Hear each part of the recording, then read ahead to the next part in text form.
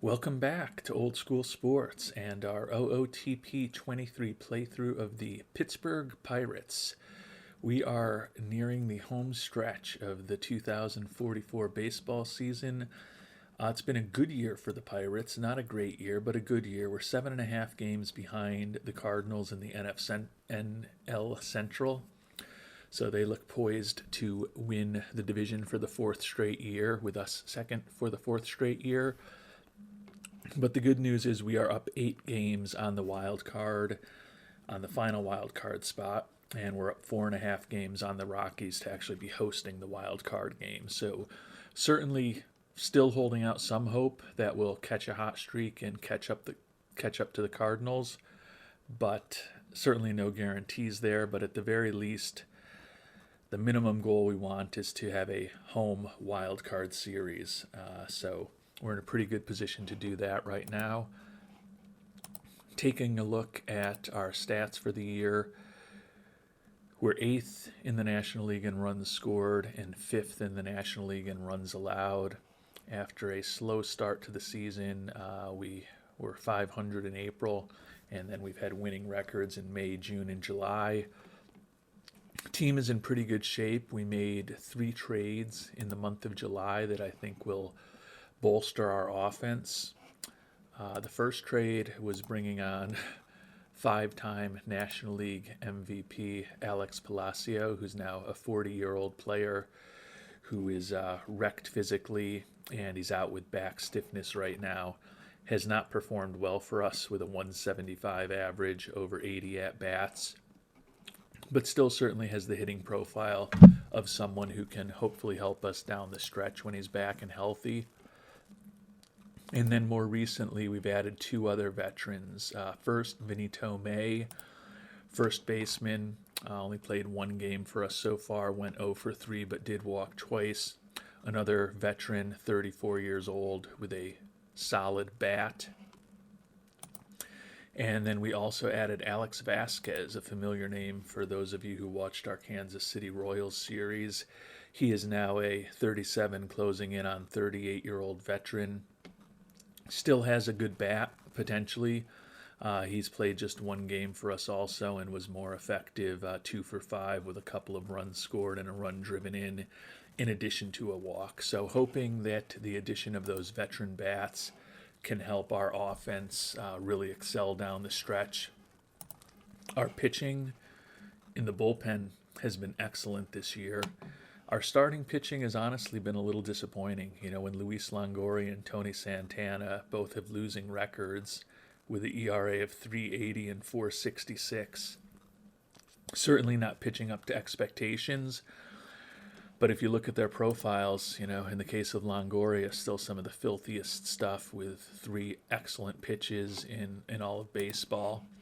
And Tony Santana still has a nice profile also with a 6-pitch arsenal coming off of his first Cy Young Award last season. So feel like those guys will eventually get themselves straightened out over these last couple of months, and then hopefully can also get good performances from Gonzalez and Montoya. And we've got several good young starters in AAA that can kind of supplement our rotation, certainly in the month of September when we expand the rosters, and also if we do run into any injuries over the coming couple of months. But at this point, the main goal is to stay healthy, hold on at the very least to that number 1 wild card spot, and hopefully get Alex Palacio and Arturo Arellano back in the not-so-distant future. And it's conceivable that they'll both be back within the next couple of weeks. So hopefully get those guys into the roster. Don't have any other serious injuries. Ramon Herrera banged up with a quad strain for the next 4 days. Minimal impact on running. Hopefully that won't turn into anything more serious. Actually going to try to make sure it doesn't turn into anything more serious by benching him for the next 4 days. So we'll see how these last 2 months of the season go with the addition of those big-time players that we just mentioned. Our fan interest is now off the charts, which hopefully will allow us to sell a few more tickets down the stretch, generate a bit more revenue, and get this team into a strong financial position. And then if we get to the playoffs, we'll see what happens. I have a good feeling about this team, but I've had good feelings about teams before. It doesn't always mean that we end up being as successful as I'd like. In the first week of August, mixed results for the Pirates. We got swept on the road at the Phillies, but then we did sweep the division-leading Cardinals at home. So that's a big victory for us. We've then got 5 games at home against Cincinnati, followed by a 3-game series at St. Louis this coming weekend. So 8 games over the next 7 days, all against division opponents. Cincinnati, 51-70. Hopefully we can take at least 3 out of 5 and hopefully 4 out of 5 against them. And then if we can take 2 out of 3 in that series on the road in St. Louis, can start to make this division pretty interesting as we head into the middle of August. And the great news is that we're playing incredible baseball. You can see we've won the first 4 of the series with Cincinnati, which gives us 7 wins in a row. The deficit in the division is down to 2.5 games. The negative news is we just had a brawl, and our starting pitcher, Bobby Gonzalez, suspended by 12 games, suspended for 12 games. So clearly that's going to put our pitching situation into a uncomfortable situation here. We've only got 12 starters on the team, or 12 pitchers on the team at this point. And we should be getting back Alex Palacio from the injured list tomorrow. I think we can likely send David Juarez down, but there's not really a second position player that we'd feel comfortable sending down. I guess what we might have to do, simply because he's got options, is send Ethan Fox down, and he will be losing playing time with Palacio back. So I think that's probably the way to go.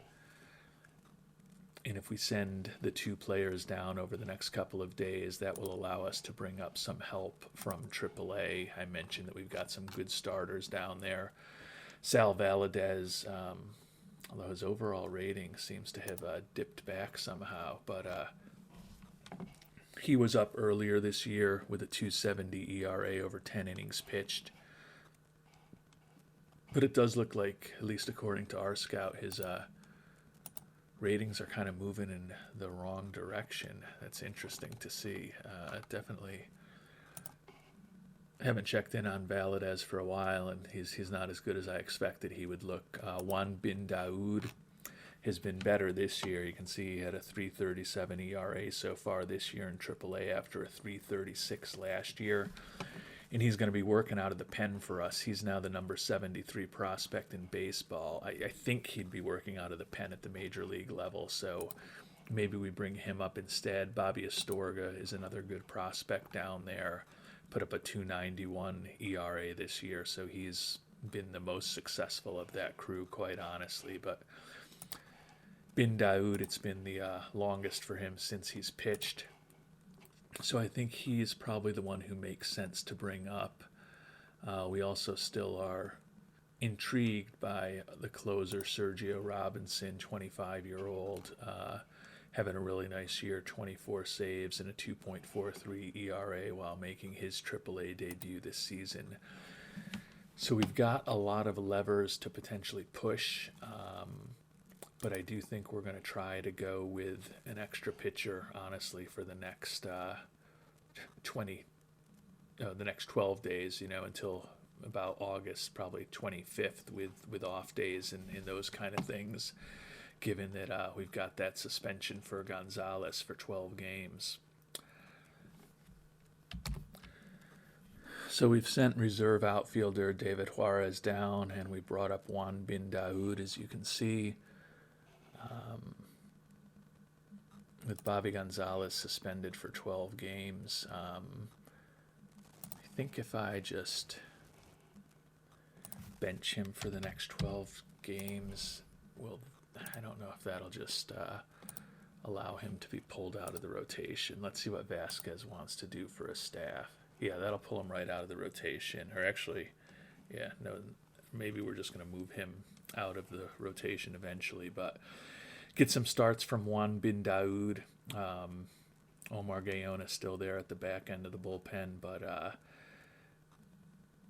stinks that we're going to lose Gonzalez, but we've got the depth in our minor league pitching, so good chance to see what another one of the top picks from our first draft back in 2038 can now do at the major league level. And we closed out the rare 5-game sweep over Cincinnati with an 11-inning victory, and that game started by Omar Gaona. That leaves us 2 games behind the Cardinals, so we have closed that gap incredibly quickly here in the early stages of August. We've won 8 in a row. You can see we've closed 6 games in the last 10 days. Now we're headed to St. Louis on the road for a 3-game series, and our dream of getting past them in the NL Central is potential reality if we can take all 3 in the series. But even if we take 2 out of 3, we're kind of right there as we head into mid-August. And unfortunately, we did drop 2 out of 3 in St. Louis, so that leaves us 3 games back. Obviously, if we continue to close the gap on them the way that we have through the first half of August, we'll be in good shape if we keep playing that way and they keep struggling. But no guarantees that that's going to happen. You can see we've got 6 more away games before we finally get home. 3 in Boston and 3 at Cincinnati this week. Taking a look at the standings, we know that Cincinnati's in last place, but Boston, one of the top teams in the American League, first place in the AL East. So that'll be a good challenge for us. And one thing we are going to do with the surge in fan interest, with the team playing very well in those additions that we made, we allow ourselves to change our ticket prices once a year. We're going to bump them up another $1 to $17 and try to get as much money as we can out of these last probably 15 or so home games that we have this year. And then we'll also have higher ticket prices for the playoffs, assuming that we do make the playoffs. And I think that the chance of that is getting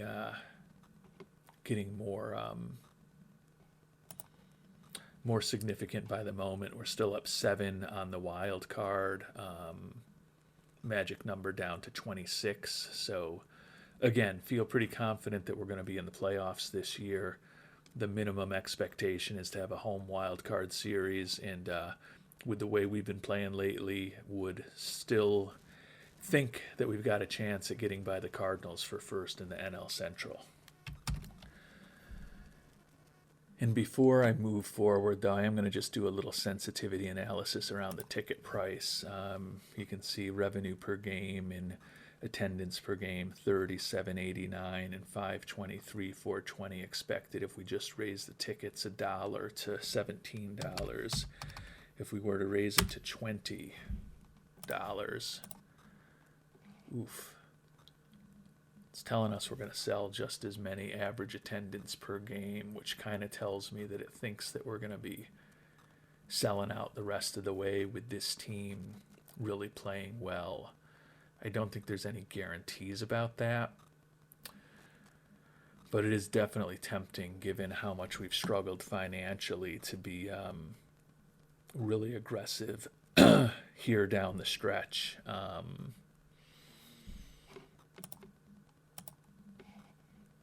I think that's telling me, because this is the average attendance for the year that's expected, not going forward. So I think it's kind of telling me that with the strong fan interest and the strong performance we've got on the field right now, that even at a $20 ticket price, they're expecting us to sell out. We'll just hit it once more to see what happens with a $30 price. They claim that we're going to keep selling out, but that seems a little excessive. But I'm going to be a lot more aggressive with the ticket price than I normally am with the one change I allow myself. And we got the hottest ticket in town in Pittsburgh right now. We're going to see if we can raise the price from the 16 that we've been charging all season, increase that price by 25% to $20 a ticket, and hopefully keep selling out these last, like I said, 15-ish or so home games that we're going to have this year. And unfortunately, it was a brutal week for the Pirates. We got swept in Boston, and we lost 2 out of 3 in Cincinnati. So we're now 6.5 games back, and only 5 games up on the wild card at this point, although we are still 4.5 up to have the number 1 wild card spot. So we're almost kind of back to where we were when we started the month, despite that brilliant run when we swept the Cardinals and then swept that 5-game series against Cincinnati. We've got the Cubs and the Diamondbacks at home this coming week. Taking a look at the standings, the Cubbies are struggling, the Diamondbacks are struggling. Definitely need to kind of get the team right at this point, so hopefully we can take both of those series, win 4 out of 6 games, and maybe close a game and a half on the Cardinals over the course of the week. Will also be interesting to check out whether we do continue to sell out those games with our significantly elevated ticket prices for the rest of the season. And our Pirates have become a very streaky team here in August. After losing 6 out of 7, we've now won 6 in a row, swept both the Cubs and the Diamondbacks at home. Going to finish off the month of August with 3 games in New York against our longtime playoff nemesis, the Mets. You can see we've closed the gap to 3.5 on the Cardinals at this point, and back up to an 8-game lead on the wild card. Magic number down to 14. The Mets are likely to, I don't want to say likely to be in the playoffs, because they're likely to be in a huge battle with Atlanta and Philadelphia, and Miami's in there also. It's conceivable that 3 of those 4 teams make the playoffs. Obviously, if we collapse, all 4 of those teams could make the playoffs, but hopefully that won't be the case.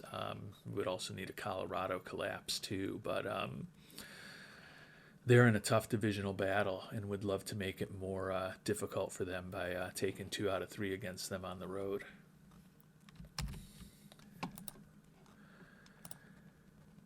And we did get 2 out of 3 against the Mets, and we did it the hard way, losing the first game of the series and then winning 2 in a row. I can see we've got about 3 weeks of games left in the season. We're home against San Diego to finish off this coming week, and then we're 3 games out. Unfortunately, we're done with the Cardinals at this point, so that's not optimal in terms of being able to catch them. And we are at September roster expansion now. I realize I've been kind of just simming this from a distance, so I never put Bobby Gonzalez back into the rotation when he was healthy. Now that he's been, pitching the last few days. Actually, he hasn't pitched out of that bullpen role. Let's see what Vasquez wants to do now. He's moving Gonzalez up to the number 2 spot and putting Juan Bin Daoud into the bullpen. Bin Daoud's been okay for us, 4.01 ERA, not striking out too many batters at the major league level, but he's been respectable. 2-0 record, 4.01 ERA, not a ton of walks, but not a ton of strikeouts either. Hopefully he can be a little more effective out of the bullpen for us. And we've got to figure out what we want to do. We do have 13 pitchers right now, so I think there's an argument to bolster the offense as we get into this final month of the season. Taking a look at the stats, 18-11, despite the streakiness in August, it was still the second best month we've had this year, behind only May. Still at 8th in runs scored, and we're at 7th in runs allowed. So we're outperforming our Pythagorean by 7 games, which is shocking. It's kind of surprising that our pitching hasn't been more successful this year. But as we talked about in the previous episode, it seems like something's up with our defense. I feel like moving on from our second baseman was really the only significant move that we made. Although, to be fair, with some of the trades we've made this year to bring on the bats, like Palacios and Tome and Vasquez, those guys are getting some playing time, and they're not particularly great fielders. Now, they're not playing the most important fielding positions. I think between the three of them, we're most likely looking at a first baseman, a left fielder, and a DH, or third baseman, sorry, with Palacio, first base, and DH. So not critical defensive positions, but still not going to help improve the pretty mediocre defense that we've had this whole season.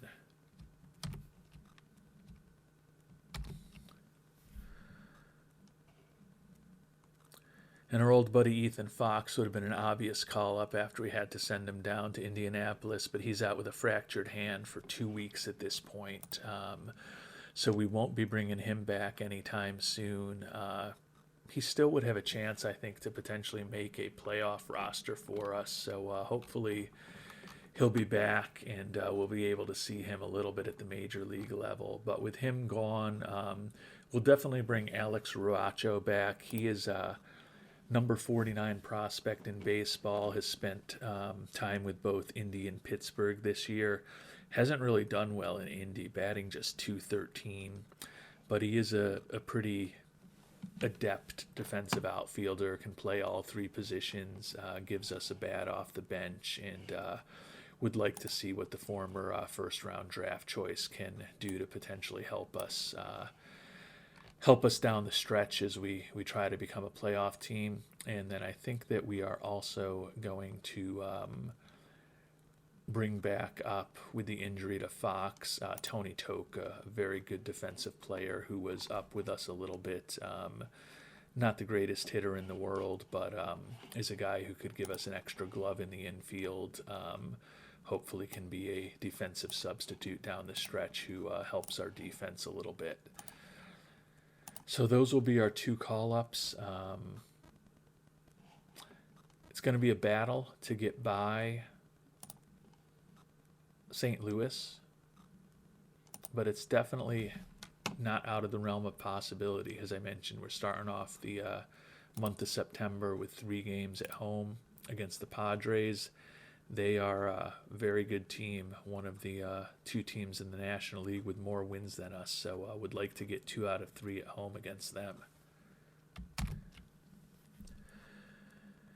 And we did get the 2 out of 3 at home that we were hoping for, and we're only a game behind St. Louis now. We've got 3 at Miami and then 4 at Milwaukee this week before we finish up with homestands against Washington and Chicago, and then go on the road for our last 3 in Chicago of this season. So 7 games against Miami and Milwaukee. Milwaukee is, I guess, theoretically still alive for a wild card spot, but they're 7 games back at this point. Miami in a similar situation. They're 6 games back. So 2 teams that are on the periphery of the playoffs, even though we're going on the road for the week, certainly feel like we want to have a winning record. If we can go 4-3 against those 2 teams on the road, probably keeps us within spitting distance of St. Louis. And then hopefully we can fatten up on the Nationals and the Cubs at home before the final series of the season in Chicago. And we've started the road trip off well with a couple of wins at Miami. But it looks like the Alex Palacio experiment is at its end. He just suffered a fractured thumb, out for 5 weeks. So can't say his season is over for sure, but certainly his regular season is, and certainly probably wouldn't see him unless we get to an NLDS. So it hasn't worked out all that well. Obviously, an incredibly decorated player who's heading to the Hall of Fame. hit just 230 for us with 5 homers and 152 at-bats. This will be his second stint on the injured list. So not optimal to lose him. Would feel less bad about it if Mr. Fox wasn't still out for 1 to 2 weeks. We'd have the replacement third baseman right there. Probably going to end up giving Tony Rendon a little bit more playing time, and he hasn't had a good year for us thus far. But Palacio hasn't worked out. Checking in on Vinny Tomei, hasn't really worked out either. 198 batting average with 6 homers and 121 at-bats. Alex Vasquez has worked out better, 300 batting average with 10 homers and 130 at-bats. So can always count on our old Kansas City Royals to do right by us.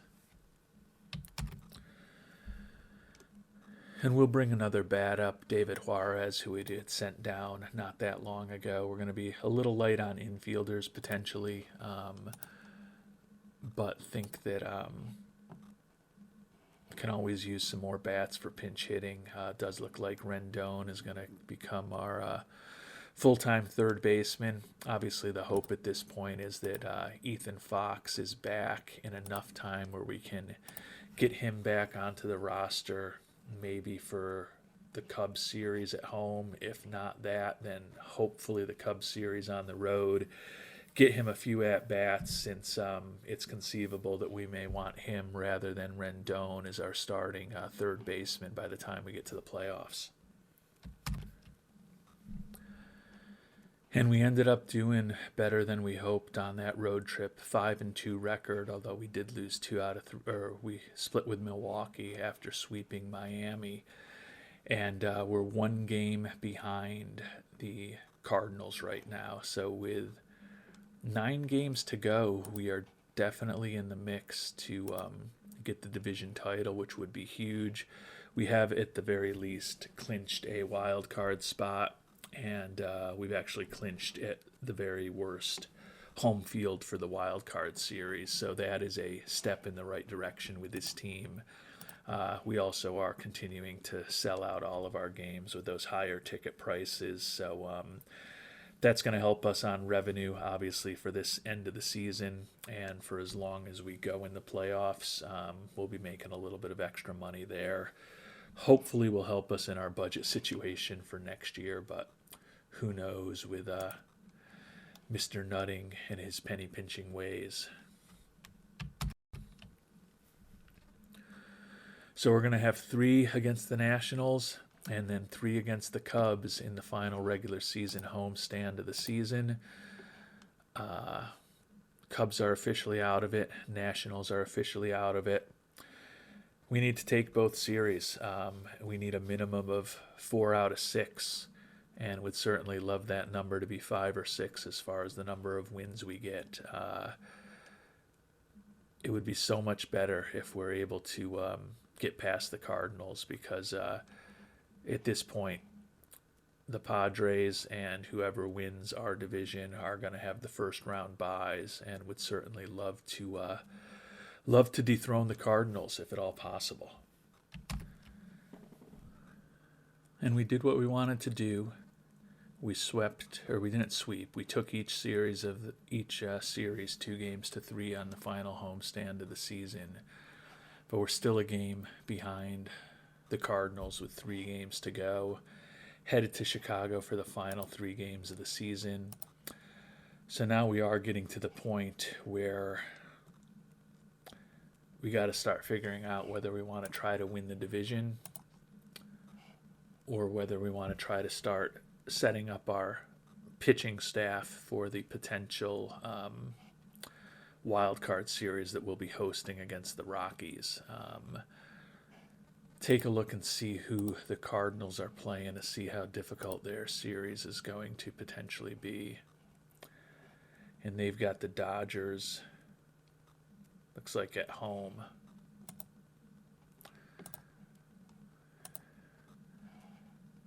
And the Dodgers somehow inexplicably are a horrible team, even though I think they still have an insane budget. Actually, they're only third in terms of their budget and eighth in player payroll, but that player payroll they have is still about 3 times what our player payroll is, and they're a 73 win team, so not managed particularly effectively. So St. Louis is going against a 73 win team that's out of the playoffs. We're going against a 71 win team that's out of the playoffs, and we've got to make up a game on them. Also, who will win the tiebreaker? What's our win-loss against the mighty Cardinals this year? I tend to think that we're probably in trouble from that perspective.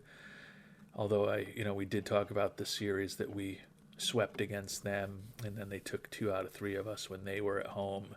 But I can remember some series earlier in the year where they were beating us pretty good when we were struggling. No, but we're 11-8 against them. So if we get to the tie, I think that means that we will win the division. So it gives us a little more incentive to really play these games all out completely. But again, I don't want to get into a situation where we use Longoria and Santana, say, in the final 2 games of the year, end up a game behind St. Louis, and then we're pitching in our wild card series, 3rd, 4th, or 5th starters. That's not optimal either. Gonzalez is obviously going today. Longoria went yesterday, so his regular season is done. Santana conceivably could be going again in the final game of the year. It looks like it might be Gaona. No, it looks like it'll be Santana next game. We'll see what happens with Bobby Gonzalez today. Hopefully we win and St. Louis loses, and it puts us in a position where the division is definitely in play.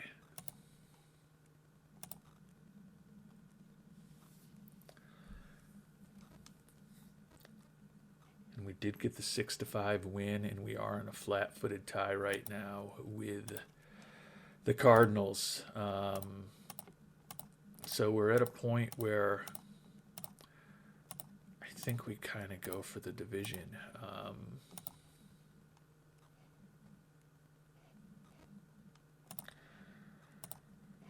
Got Santana on the mound today. He's got a 7-13 record this year with a 4.80 ERA after winning the Cy Young Award last season. Just a really weird season from our pitchers. Jose Montoya is 16-8 with a 5.08 ERA, leading the team in wins easily. The 2 guys who we think are aces, Longoria and Santana, have combined for 13 wins. The other 3 starters have 11, 11, and 16 wins. So very strange season from our pitching staff. But the division is right in sight. I think we're going to go for the division, and if we end up falling short, we'll try to piece things together in the wild card series. The advantage that we'll have there is that we are going to be home for the 2 or 3 games that it'll take for that series to be wrapped up, and hopefully if we empty out the pitching staff over the next couple of days, we can get the first round bye. Obviously a win today with Santana on the mound would be big. 11-3 victory, still in a flat-footed tie with the Cardinals. So coming down to the final game of the season.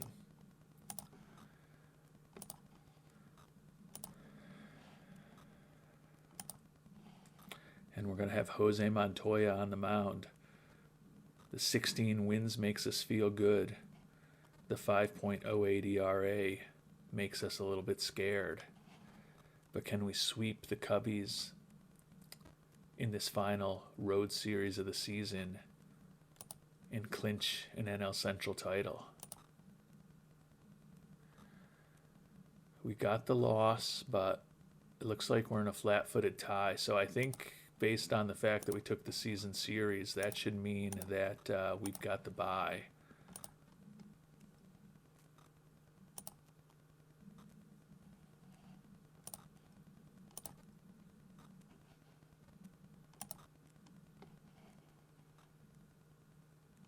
It shows us both in a flat-footed tie, but I think we should have the bye, and actually at this point, I think that means we should have home field advantage throughout the National League playoffs. But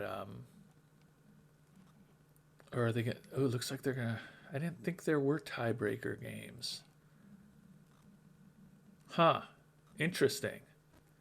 All right. Well, there's our answer right there. We're playing a 163rd game of the season to determine who the National League Central champion is going to be. And we have our number 5 starter, Omar Gaona, on the mound. St. Louis is putting on Alex Cordero, who's 12-3 this year with a 3.76 ERA. Certainly looks like the pitching matchup probably favors them. So this is interesting. I had thought with the new playoff format that they had just totally done away with tiebreaker games, but I guess maybe for the wild card that's true. But if it comes down to a division, apparently they're going to make us play game number 163, and it looks like we are at least home against St. Louis here. Let's find out what happens. We lost the game, so we St. Louis once again ultimately has our number, and they have not just the NL Central title, but they're going to have home field advantage throughout the playoffs. We, on the other hand, are going to be getting a series against Colorado at home in 2 days.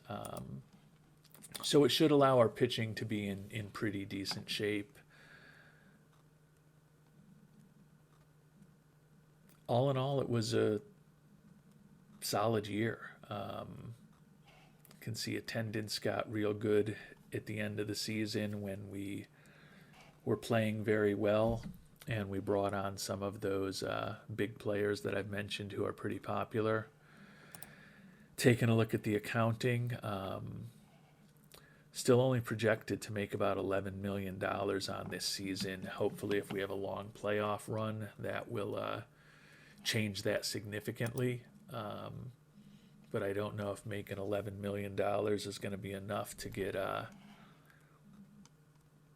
Mr. Nutting to increase our budget another notch. So that's certainly not perfect, but it is what it is at this point. We're back in the playoffs. What can I say? We've been general manager of this team for 7 years. We've got 5 winning seasons. Now we've got 5 playoff appearances. Did win the NL Central back in 2039, but these last 4 playoff appearances have all been wild card, second place finishes behind the Cardinals. And this one today, this season, is certainly the most painful, coming down to the final game of the season to get eliminated by those big bully Cardinals. We played well down the stretch, 13-7 in September. We left everything on the field, improved to 4th in the league in runs scored. So to go from 8th to 4th in the course of a month, we were obviously scoring a lot of runs down the stretch, and there were probably some teams that were struggling. We ended up 6th in runs allowed, which is, I think, the worst performance we've had with the Pirates in several seasons at this point. Our pitching staff has been our strength. As we talked about, the defense was not great this year. We're going to have a lot of work to do in the off season, but before the off season begins, we're going to try to make a run at this thing. We've got a home playoff series against the Rockies, and then we will see what happens after that. But I think that this team is solid. This team is tough. We've got some experienced players. I realize as I'm talking through this, I never went back and checked in on Fox. It does look like he's healthy now, so we're going to need to decide whether we want to bring him up to the playoff roster now that he is healthy again. So we've got some decisions to make to hopefully position this team as well as possible for the postseason and our upcoming series against Colorado. But it's been a successful regular season after a very tumultuous offseason. And we've got the opportunity now to see if we can make some history with these Pirates in the 2044 playoffs. And we'll find out whether or not we can in our next episode. Until then, thanks so much for watching, and hope you have a great day.